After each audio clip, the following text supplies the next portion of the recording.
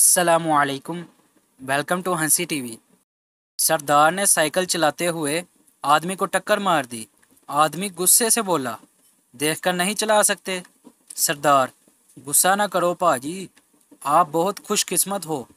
आदमी, वो कैसे? सरदार, आज मेरी छुट्टी है, वरना मैं ट्रक चलाता हूँ। जज, तुम्हारा जुर्म साबित हो गया है, कल तुम्हें फांसी पर लटकाया जाएगा। पप्पू, वो तो ठीक है, लेकिन उतारा कब जाएगा? मैं शाम को करीम की टैक्सी भी चलाता हूँ। बेटा, पापा हमारे घर में जिन है। बाप, ये जिन वगैरह कुछ नहीं होते।